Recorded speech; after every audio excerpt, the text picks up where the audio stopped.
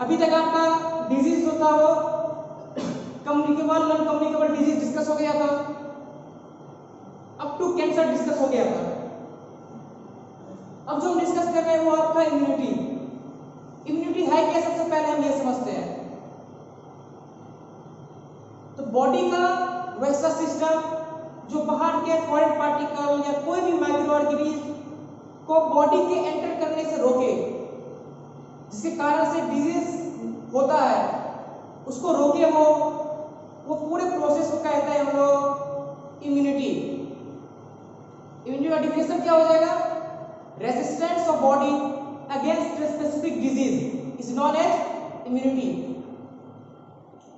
अब हम देखते हैं इम्यूनिटी का टाइप्स। पहला हो जाएगा आपका इनेट इम्यूनिटी एंड दूसरा हो जाएगा आपका एक्वायर्ड इम्यूनिटी। इनेट इम्यूनिटी मतलब वैसा इम्यूनिटी जो आपके बर्थ के टाइम से ही प्रेजेंट है, वो बाद में नहीं आ रहा है, वो बर्थ के टाइम से ही प्रेजेंट है। उस टाइप के इम्यूनिटी को कहते हैं हम लोग innate immunity. Next is acquired immunity. उस टाइप का इम्यूनिटी जो डिजीज होने के बाद हम उसे देते हैं, तो उस डिजीज को किल करने के लिए उस टाइप के इम्यूनिटी को कहते हैं एक्वायर्ड इम्यूनिटी। तो हो गया इनेट इम्यूनिटी और एक्वायर्ड इम्यूनिटी। अब हम देखते हैं इनेट इम्यूनिटी का एग्जांपल। इनेट इम्यूनिटी क्या क्या हो सकता है?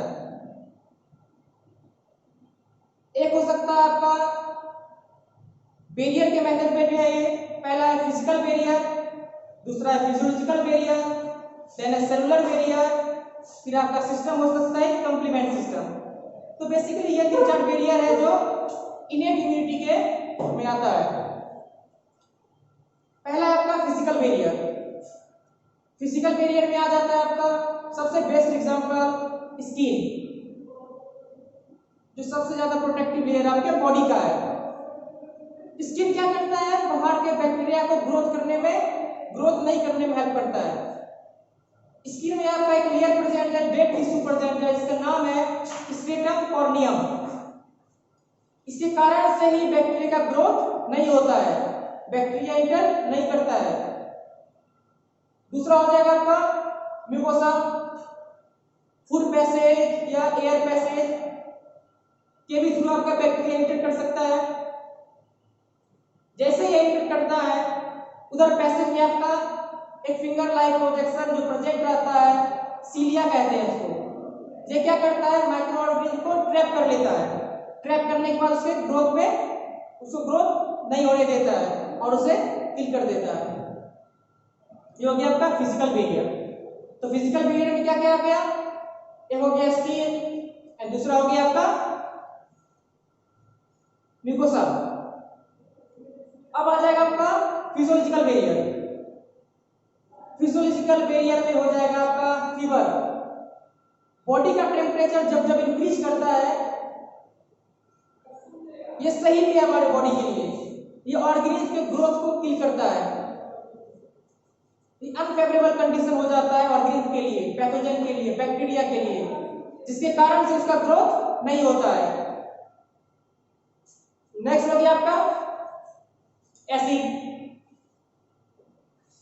स्टोमक में आपका HCl प्रेजेंट है, उसके बगल का लेयर है आपका म्यूकोसा। तो म्यूकस क्या करता है? म्यूकोसोल क्या करता है? स्टोमक को प्रोटेक्ट करके रखता है एसिड से। तो एसिड का सबसे बेस्ट फंक्शन है, जब भी हम खाना कोई खाते हैं, इसमें अगर कोई भी ऑर्गेनिज्म माइक्रो ऑर्गेनिज्म प्रेजेंट है, तो वो स्टोमक में जाके एसिड में जाके एसिड क्या करता है? उस ऑर्गेनिज्म को किल कर देता है। तो ये भी एक टाइप का आपका इनेट इम्यूनिटी हो गया। नेक्स्ट हो जाएगा आपका सेलुलर बैरियर। हम लोग जानते हैं एक सिस्टम है फेगोसाइटोसिस, एक प्रोसेस है।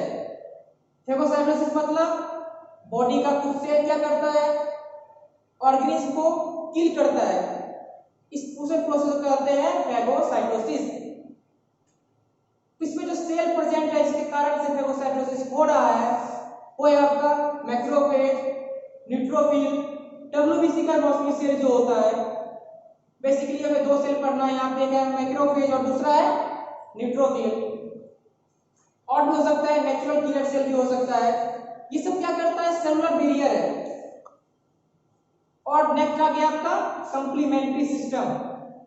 कंप्लीमेंट्री सिस्टम मतलब हो गया ऐसा सिस्टम जो प्रोटीन से बना हुआ हो, प्लाज्मा प्रोटीन से बना हुआ हो। वो नॉर्मली आपका इनएक्टिव रहता है, लेकिन जब वो एंटीबॉडी के साथ अटैच करता है या जब वो कोई पैथोजन के साथ अटैच करता है, वो एक्टिव हो जाता है और उसे किल कर देता है।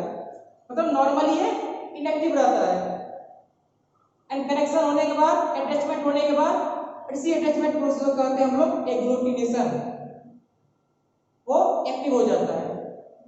ये हो गया आपका इनेट इम्यूनिटी। अब आ जाते हैं एक्वायर्ड इम्यूनिटी। एक्वायर्ड इम्यूनिटी आगे आपका डिवाइड है, एक एक्टिव एक है पैसिव। एक्टिव इम्यूनिटी मतलब उस टाइप का इम्यूनिटी, वैसा इम्यूनिटी जो हम वैक्सीनेशन के थ्रू बॉडी में डाल रहे हैं, वो हो गया आपका एक्टिव इम्यूनिटी। याद रखें, पैसिव इम्यूनिटी हर समय आपकी डिजीज के अटैक करने के बाद ही दिया जाता है।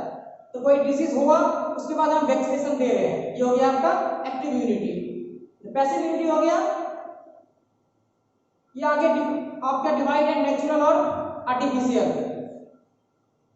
नेचुरल हो गया आपका, हम लोग जानते हैं मदर टू फीटस जो आपका मिल्क रहता है उसमें कोलेस्ट्रॉल प्रेजेंट रहता है, उसमें भी आपका इम्यूनोग्लोबिन रहता है, इम्यूनोग्लोबिन जी प्रेजेंट है आपका, जो फीटस को प्रोटेक्ट करता है, जो फीटस को जो प्रोसेस में ज्यादा आपका ऑर्गेनिज्म रहता है उसको किल करने में हेल्प करता है।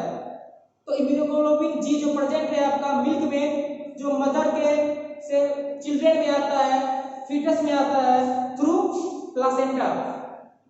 तो इम्यूनोग्लोबिन जी जो हो गया यहाँ पे वो क्या है आपका नेचुरल बैरियर। आर्टिफिशियल बैरियर क्या हो गया आपका, आर्टिफिशियल में हो गया आपका एटीएस, एंटी टेटनस सेरम, जो ह्यूमन और एनिमल के कंबाइनेशन करने के बाद बनता है। तो ये हो गया आपका बेसिकली इम्यून सिस्टम। फिर से हम रिकॉल कर लेते हैं, इम्यून सिस्टम का डिफिनेशन हो गया resistance of body against disease is known as immunity. Immunity का टाइप्स हो गया आपका इनेट इम्यूनिटी और acquired immunity. Innate immunity means वैसा इम्यूनिटी जो फ्रॉम बर्थ प्रेजेंट हो, और पैसिव इम्यूनिटी वैसा इम्यूनिटी जो डिजीज होने के बाद हम दे रहे हैं, ये हो गया एक्वायर्ड। इनेट इम्यूनिटी का एग्जांपल स्किन हो गया, एसिड हो गया, सेलुलर बैरियर हो गया। सेलुलर बैरियर में आपका हो गया macrophage, neutrophil. Then complementary system हो गया। कंप्लीमेंट्री सिस्टम मतलब होता है collection of plasma protein which normally remain inactive but after the combine with the antibody or the after combine with pathogen it become active और फिर उसे किल कर देता है। और फिजियोलॉजिकल बैरियर में क्या हो गया आपका फीवर, जब बॉडी टेम्परेचर इंक्रीज करता है तो उसके कारण से भी ऑर्गेन का ग्रोथ नहीं होता है। दूसरा हो गया पैसिव। दूसरा हो गया एक्वायर्ड इम्यूनिटी। एक्वायर्ड इम्यूनिटी का अगेन दो टाइप्स है, एक है एक्टिव, दूसरा है पैसिव।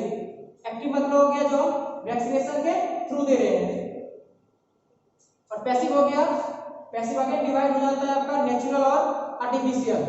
नेचुरल मतलब हो गया मैटरनल एंटीबॉडी जो मदर से फीटस में आ रहा है थ्रू प्लासेंटा, इम्यूनोग्लोबिन जी जो आपके मिल्क में प्रेजेंट रहता है कोलेस्ट्रॉल में, वो भी एक टाइप का इम्यून सिस्टम है जो फीटस को बेबी को प्रोटेक्ट करता है।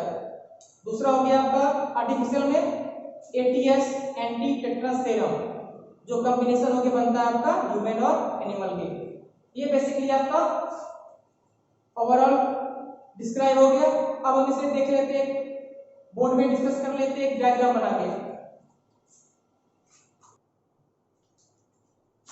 तो अभी हम जो डिस्कस किए थे उसे हम देख लेते हैं। एक है आपका इम्यूनिटी, ये हो गया इनेट इम्यूनिटी, और दूसरा है एक्वायर्ड। इनेट इम्यूनिटी देखते हैं हम, ये आपका नेचुरल है, फ्रॉम बर्थ प्रेजेंट है। ये डिवाइड हो गया आपका, इसमें क्या क्या फैक्टर प्रेजेंट है। पहला हो जाएगा आपका फिजिकल फैक्टर, एग्जांपल हो गया स्किन और म्यूकोसा। दूसरा है फिजियोलॉजिकल फीवर, और हो जाएगा आपका पीएच ऑफ बॉडी जो एसिडिक हो जाता है, जैसे एग्जांपल आपका एसिड। देन आपका है सेलुलर बैरियर, इसका एग्जांपल हो जाएगा आपका मैक्रोफेज, न्यूट्रोफिल। डब्ल्यूबीसी सेल है जो फॉरेन पार्टिकल को इंगल्फ करता है और उसे किल कर देता है। इस पूरे प्रोसेस को कहते हैं फेगोसाइटोसिस। दोनों के आपका कंप्लीमेंट्री सिस्टम। कंप्लीमेंट्री सिस्टम बस ये जानना है कि एक प्लाज्मा प्रोटीन का बना हुआ है जो नॉर्मली आपका इनएक्टिव रहता है और बाद में जब अटैच करता है, जब एग्लूटिनेशन करता है, ये एक्टिव हो जाता है। नेक्स्ट आपका एक्वायर्ड इम्यूनिटी, एक हो गया एक्टिव, एक हो गया पैसिव। एक्टिव इम्यूनिटी मतलब जो वैक्सीनेशन के थ्रू हम देते हैं फॉलोइंग वैक्सीनेशन,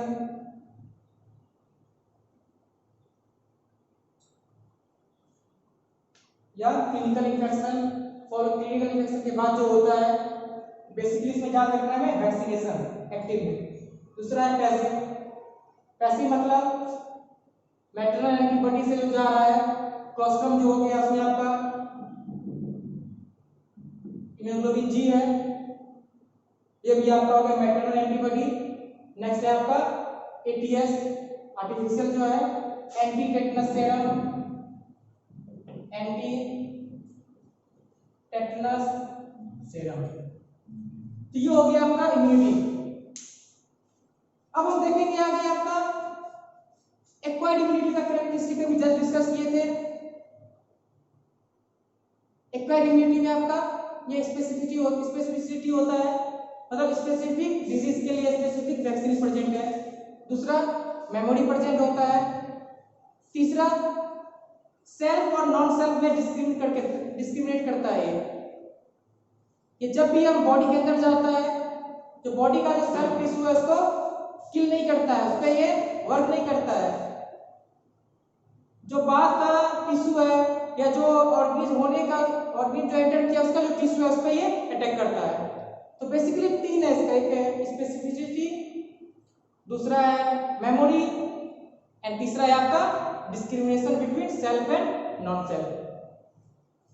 अब हम आगे डिस्कस करेंगे आपका नेक्स्ट वीडियो में हम लोग डिस्कस करेंगे इम्यून सिस्टम क्या क्या है, मतलब इम्यूनिटी किस क्या क्या टाइप्स का है, बॉडी के अंदर जाने के बाद वो किस किस टाइप की इम्यूनिटी हो सकता है। एक है आपका सेलुलर इम्यूनिटी, एक हो जाएगा आपका ह्यूमरल इम्यूनिटी, ये डिस्कस करेंगे आप। और डिस्कस करेंगे हम एंटीबॉडी क्या है,